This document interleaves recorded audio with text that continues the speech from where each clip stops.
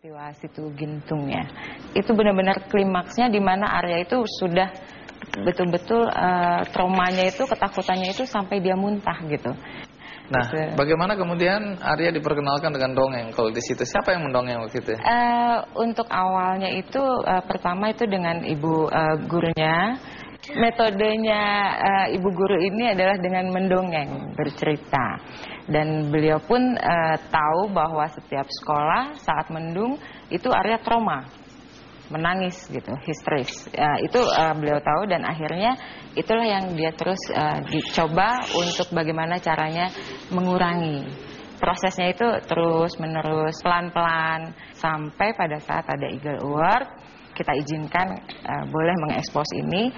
Dengan kondisi saya pun berharap bahwa ini juga menjadi bagian dari healing dari si fobianya Arya. Arya gitu. ya? Iya. Karena di akhir film itu diperlihatkan Arya main-main hujan ya? Betul. Setiap kali saya melihat film ini sebenarnya saya merasa haru gitu.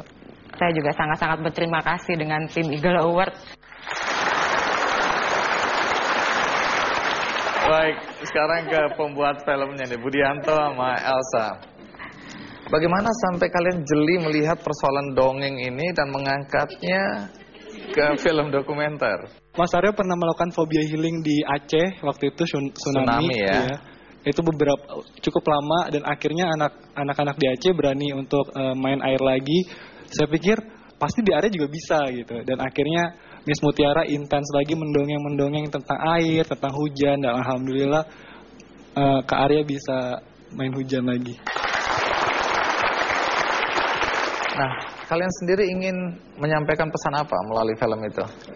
Dengan film ini kita mengkampanyekan bahwa dongeng itu mudah, dongeng itu bisa dilakukan oleh siapa saja. Dan ajaib ya? Dan ajaib.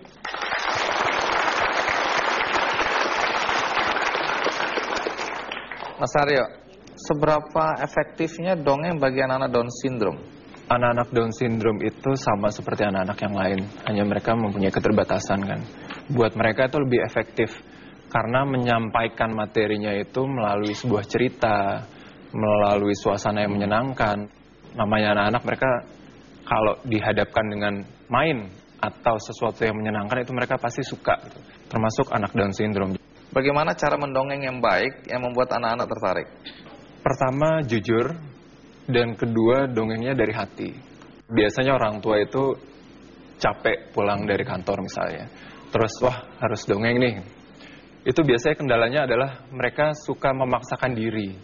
Jadi dongengnya itu keluarnya nggak enak buat asal-asalan ya? Asal-asalan. Dan dongeng itu tidak harus cerita rakyat atau cerita dari buku. Dongeng itu bisa jadi cerita tadi pulang dari kantor ke rumah itu mengalami pengalaman apa. Dan itu bisa kapan saja. Tidak harus sebelum tidur. Bisa ketika kita sambil jalan-jalan misalnya. Anak duduk di troli, terus kita belanja di swalayan. Kita bisa sambil cerita, ini adalah ini adalah ini.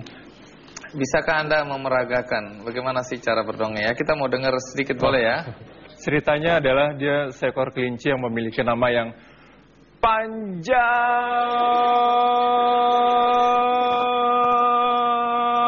sekali. Dan kalau di negeri kelinci itu ada sebuah peraturannya adalah kalau mau menyebut nama kelinci harus disebutkan secara lengkap dan tidak boleh disingkat. Suatu hari ketika dia sedang berjalan-jalan, tiba-tiba dia